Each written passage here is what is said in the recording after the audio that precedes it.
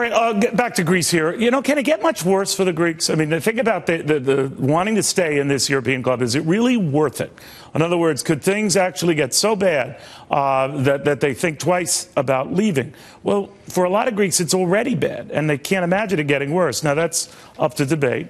But the former Cyprus central bank governor, Athanasios Orphanides, says, you know, Greece is being irresponsible.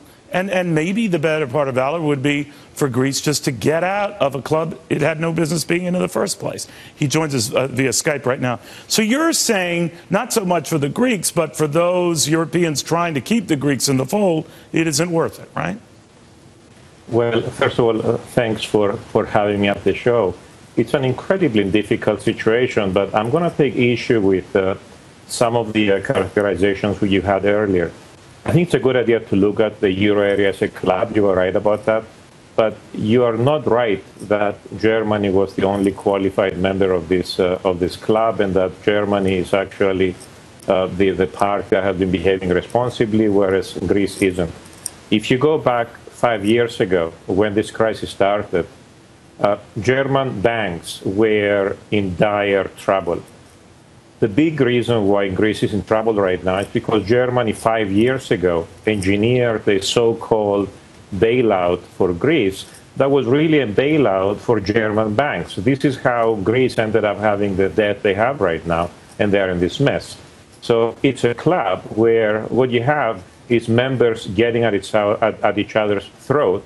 And on this occasion, the Germans have played this game, very nasty game, much better than the Greeks. All right. I was only basing that, I'm sure you're aware, sir, on GDP, debt to GDP, overall interest rates, control the central banks in each country, that sort of thing. But having said that, if the Germans are being real scoundrels in this, I get the impression that the Germans are being very tight-fisted. We get more indications out of the finance minister there, Angela Merkel, pretty much playing the equivalent of the bad cop here, the French more like the good cop, trying to go back and forth and work with Greece. What happens to Greece if it just falls out of the European Union altogether? Then what? Yeah, right now, let me tell you that there are no good outcomes for Greece. Unfortunately, I will agree with what you were saying before about how irresponsible the current Greek government is. These guys took office 6 months ago, and they have created an absolute mess out of the situation. So all of the outcomes for Greece are terrible.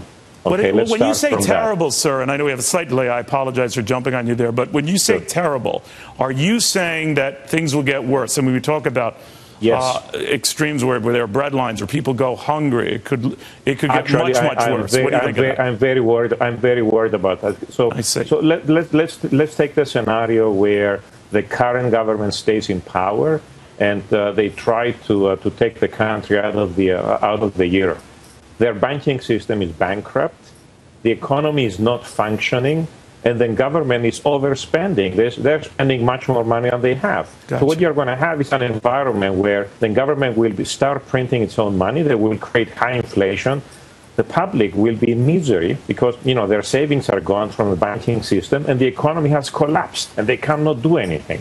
That's going to be a real disaster scenario for Greece. My concern is that Greece may turn into, you know, countries with experience that have disaster scenario. One that comes to mind is Venezuela. Can you imagine Greece becoming the next Venezuela, only it's in Europe rather than Latin America? That's the sort of scenario we're talking about. Yeah, and that's fairly recent history. Thank you, Mr. Orphanides. Very good having you. I appreciate it.